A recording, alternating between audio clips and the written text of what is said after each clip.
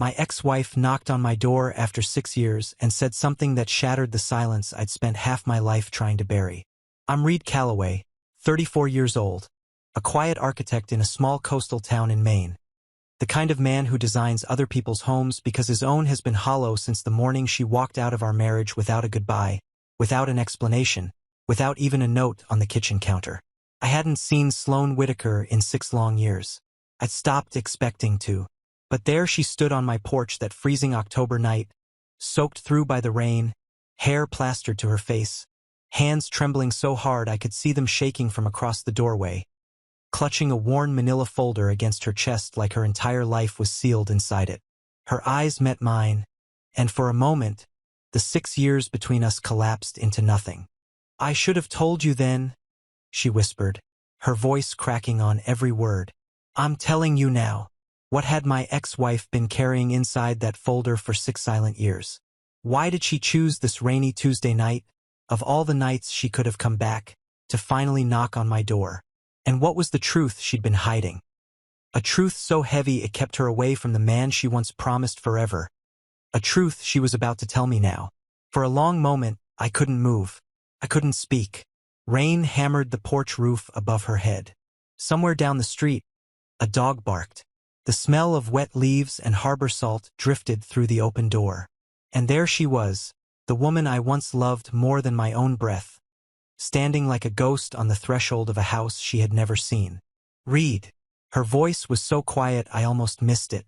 "Can I come in?" I should have said no. Every bruised, betrayed piece of the man she left behind wanted to say no. But my hand moved before my mind did. I stepped aside. She walked past me, and the scent of her perfume hit me like a punch to the chest. Lavender and pine. The same one she used to wear when we'd hike the cliffs at Owl's Head. My throat closed. She stood in the middle of my living room, dripping onto floorboards I had laid with my own hands. And I realized something that gutted me. She had never seen this house. I built it after she left. Every wall, every window, every nail driven into the wood. All of it built to forget her. And now she was standing inside it like a memory I could no longer outrun. "You're shaking," I said. "I know. Sit down." She didn't. She just stood there, that folder pressed against her ribs like it was the only thing holding her together. I went to the closet, pulled out a towel, and draped it over her shoulders.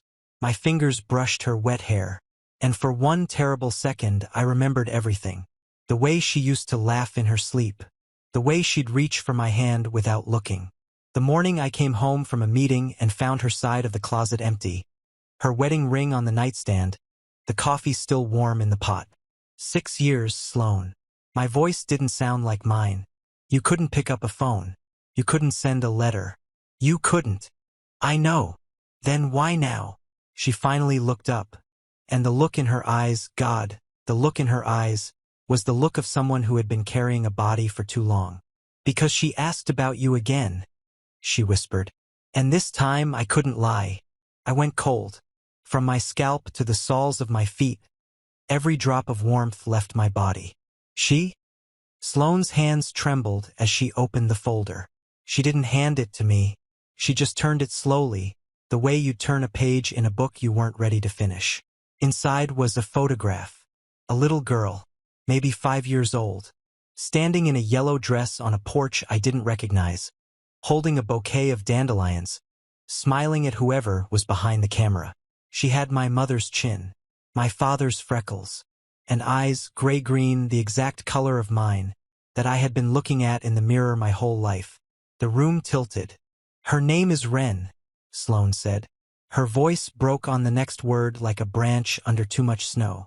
"She's almost 6, Reed. She's yours." The folder slipped from her fingers and hit the floor, and in the silence that followed, I heard 6 years of my life come apart at the seams. I don't know how long I stood there staring at that photograph. A minute, an hour. Time stopped moving in any direction I could measure.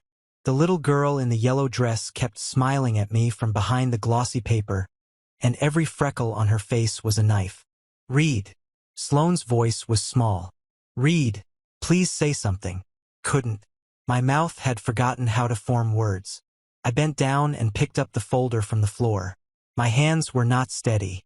I set the photograph on the table between us, gently, like it might break if I breathed wrong. Then I looked at her. You had a child. Each word felt like it was being dragged across broken glass. You had my child. And you didn't tell me. Read. For 6 years. I know what I did. Do you? The shout came out of me before I knew it was coming. I hadn't raised my voice in this house since I built it. The walls didn't know what to do with the sound. Sloane flinched. I turned my back to her.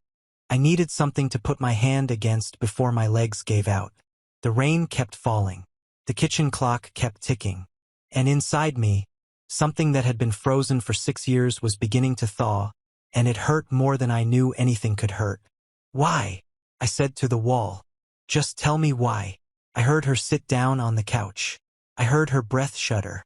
And then, in a voice I hadn't heard since the year we were married, she told me.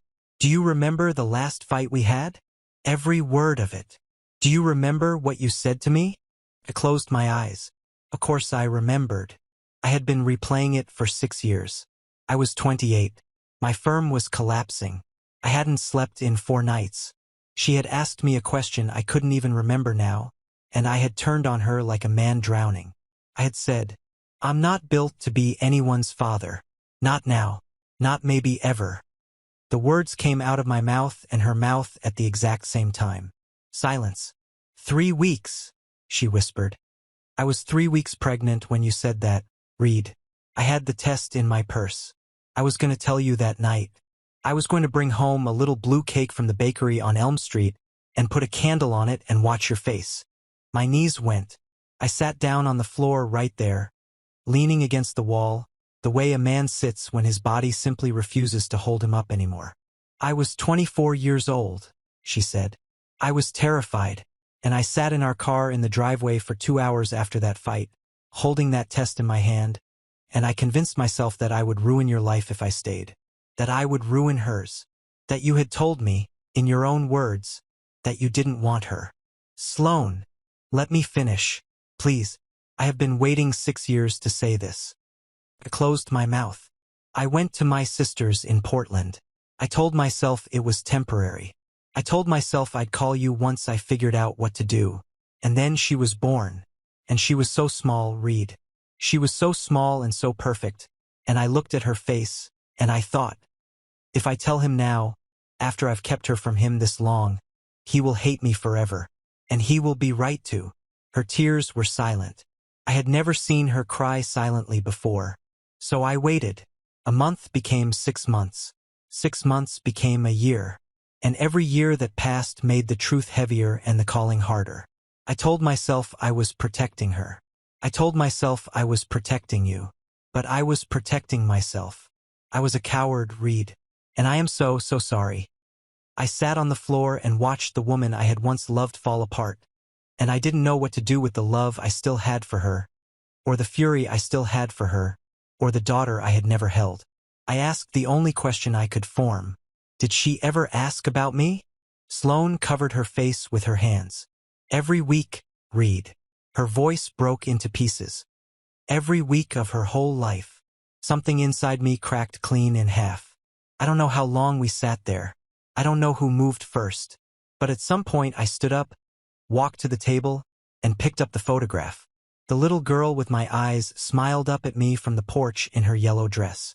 I looked at Sloane. Her shoulders were shaking. The towel had slipped off her back. Leave the photograph, I said, and go home tonight. She nodded. She didn't argue. She gathered the empty folder against her chest, walked to the door, and stopped with her hand on the handle. Reed. I didn't look up. Her name is Wren, she said again. In case you want to say it out loud after I'm gone. The door closed behind her. And for the first time in 6 years, I said my daughter's name into the silence of an empty house. That night, I sat at the kitchen table until the rain stopped and the sun came up gray over the harbor. I didn't sleep. I didn't eat. I just stared at that photograph until the little girl in the yellow dress felt more real than my own hands. Wren. I said it again, and again, and the third time I said it, Something in my chest that I didn't know was still alive moved. I drove to the coast at 4 in the morning. I watched the tide come in. I thought about every word I had ever said to Sloane, every word I had not said, and the one sentence, 11 words, that had cost me 6 years of my daughter's life. I called Sloane 3 days later. "I want to meet her," I said. "That's all I'm agreeing to right now." We met at a park halfway between us. Sloane stood by the swings, and there, holding her mother's hand, was a small girl in a green coat with a braid coming loose over her shoulder. She looked up at me. "I have built houses for 15 years. I have stood inside cathedrals. I have watched the sun rise over the Atlantic from the top of a lighthouse. But nothing had ever made me feel the size of a man as small as the moment Ren looked up into my face for the first time. "Hi," she said. "Hi. My mom said you're my dad." "I am." She studied me for a long, serious second. Then she reached into her pocket, pulled out a folded square of paper, and held it up to me with both hands. "I made this for you," she said. "It's for the dad I never met." I unfolded it. A crayon drawing of a stick figure with brown hair and gray-green eyes, standing beside a smaller stick figure in a yellow dress.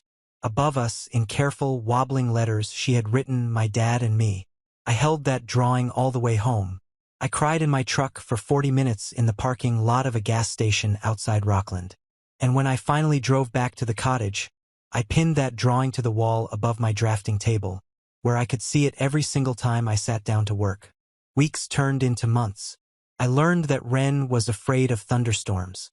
I learned she could eat an entire pint of blueberries in one sitting. I learned she made up songs about a dog she didn't have, a dog named Biscuit, who went on adventures every night while she slept.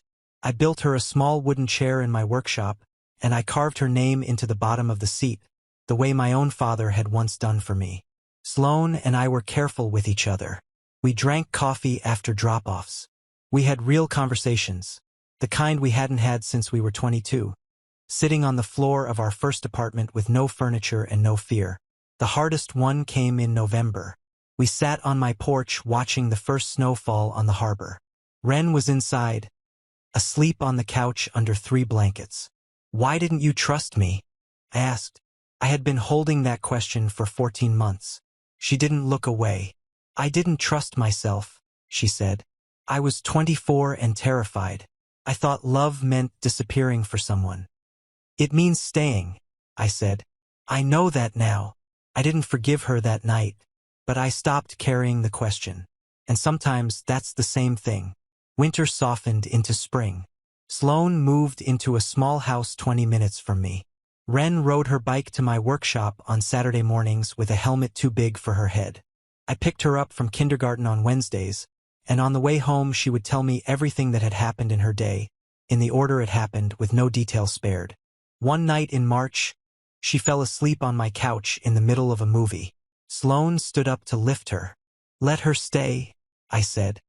"You can take the guest room." Sloane looked at me for a long second. "Okay." And on a Saturday in May, I was fixing the porch railing in the late afternoon sun. Ren was drawing chalk dinosaurs on the steps. Sloane came out the front door carrying 3 glasses of lemonade balanced in her hands. Ren looked up at us, squinting against the light. "Are you guys married again?" Sloane stopped on the top step. Her eyes met mine across the porch.